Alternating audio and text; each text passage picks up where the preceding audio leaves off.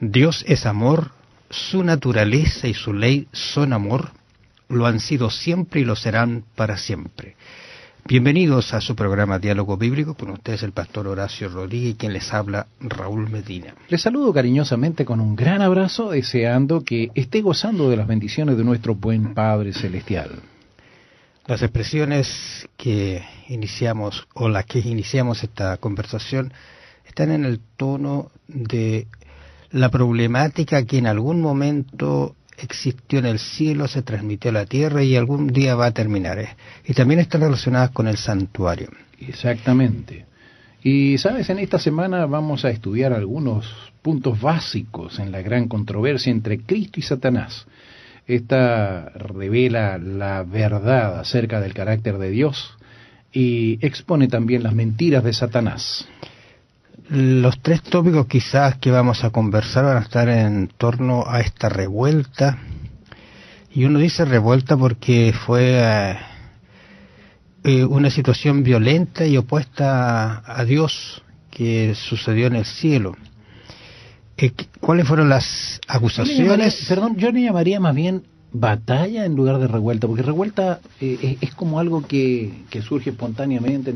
Esto fue hecho, premeditado y todo lo demás por Satanás, y llevó a la batalla, llevó al enfrentamiento entre Cristo y los ángeles leales y Satanás y los ángeles que le seguían. Claro, pero hay unas acusaciones que se dan en torno a este problema que se da en el cielo, y Dios sale a defender de una manera que quizás no la entendamos en su plenitud, quizás algún día sí lo vamos a entender o vamos a empezar a entenderlo, con la cruz y con el juicio que están dados en favor de los santos. Y el problema no es solamente con la tierra, sino es un problema cósmico. Está enfrentando Dios a un enemigo que ha trastocado toda la tranquilidad de un universo completo. Entonces, veamos un poquito algunos textos que están relacionados con este asunto de el conflicto cósmico sobre el carácter de Dios. Está allí, por ejemplo, Ezequiel capítulo 28. Bueno, Ezequiel 28 tenemos que decir que se está refiriendo al rey de Tiro. Ajá. Pero si nosotros vemos las características que se exponen aquí en este texto, vemos que sería muy difícil que pudiésemos hablar del rey de Tiro en estos términos. Recordemos que en la Biblia muchas veces se utilizan personajes y se usan como símbolos. Entonces, en este caso se habla del rey de Tiro. Aquí en Ezequiel capítulo 28, verso 12 en adelante, dice: Hijo de hombre, levanta endechas sobre el rey de Tiro y dile: así ha dicho Jehová el Señor, tú eras el sello de la perfección. Difícilmente podemos decir que el rey de Tiro era sello de la perfección, lleno de sabiduría y acabado de hermosura.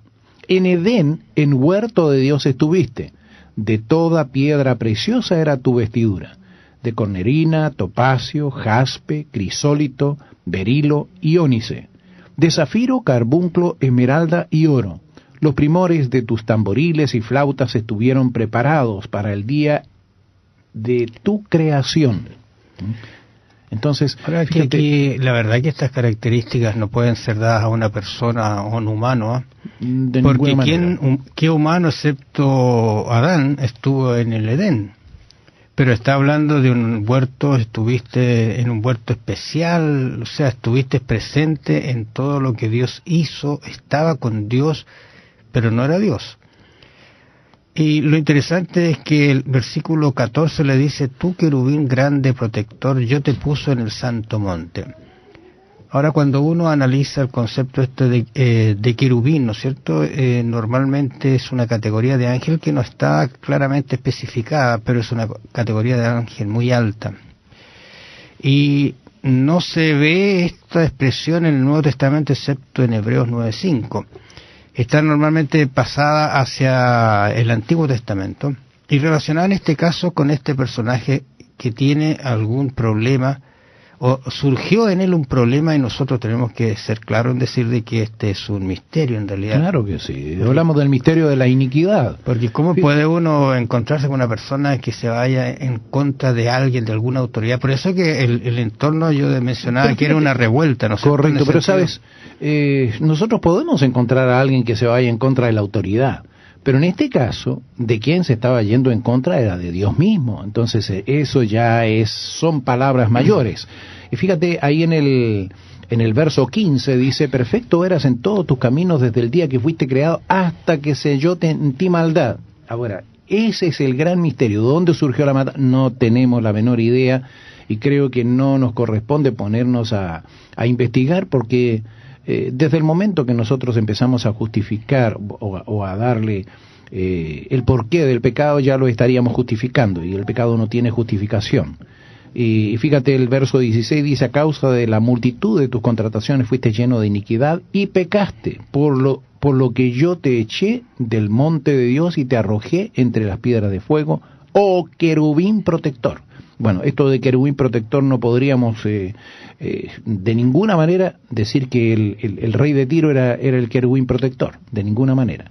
Entonces, solamente todo lo que hemos leído corresponde a Satanás. Ahora que hay algunas semejanzas muy oportunas también, y quizás hacerlas resaltar porque dice toda piedra preciosa. Esto está relacionado y cuando uno mira la descripción que se hace, están muy relacionadas con las piedras que usaba el sumo sacerdote, o sea, y es el que entraba al lugar santísimo, claro, te fijas, sí. Era el único que entraba una vez al año. Claro. Así que aquí hay una relación con el santuario, por las piedras, por el momento, porque estaba en la morada de Dios, porque cuando dice Edén, por ejemplo, se debe entender en el sentido amplio de la palabra, la morada de Dios, sí, no el Edén de Adán y Eva. O sea, hay características que lo van denotando y describiendo como un ser muy perfecto, y por eso es que es un misterio que en él haya entrado este conflicto que ha traído tanto mal a la humanidad, a nosotros mismos. Y fíjate cómo continúa en el verso 17. Se enalteció tu corazón a causa de tu hermosura, corrompiste tu sabiduría a causa de tu esplendor. Yo te arrojaré por tierra, delante de los reyes te pondré para que miren en ti. Fíjate, él tenía una posición elevada, una posición especial, tenía una preeminencia entre los ángeles, y sin embargo esto mismo hizo que él se corrompiera, y él quisiera más todavía, él que quisiera estar en el lugar de Cristo, tener la alabanza, la gloria de Cristo. Entonces ahí fue donde todo comenzó en su corazón, y ahí empezó él poco a poco. Y no podemos decir de que Dios no le dio oportunidades, tiene que haberle dado muchas oportunidades, y sin embargo él prosiguió con su forma de actuar.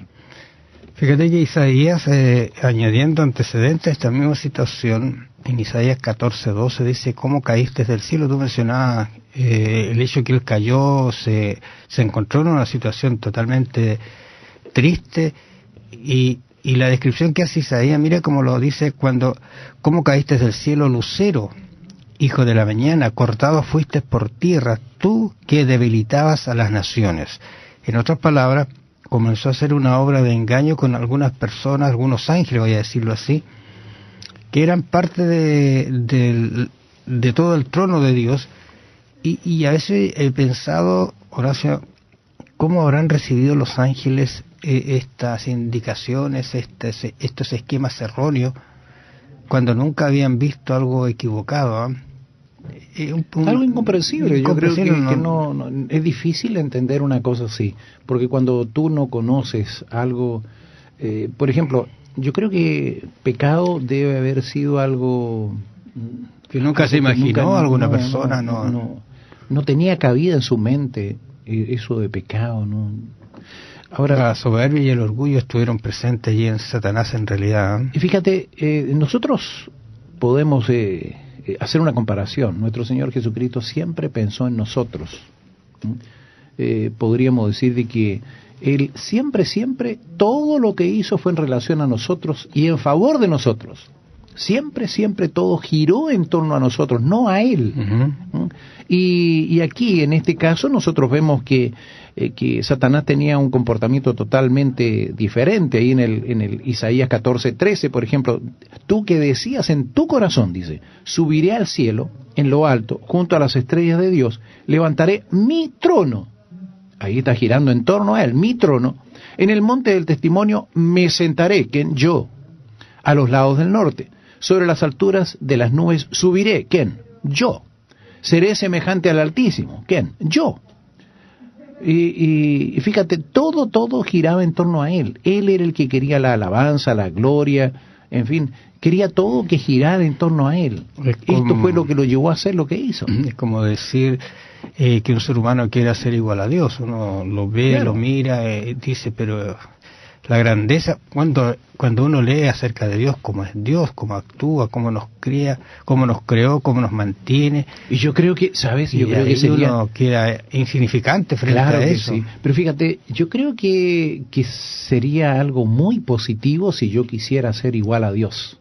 ¿Pero en qué sentido? En su carácter. En su carácter. Ahí habría sido diferente si Satanás, siendo el ángel, todavía no había pecado, si él hubiese anhelado tener el carácter de Dios. Yo creo que eso lo habría elevado más todavía.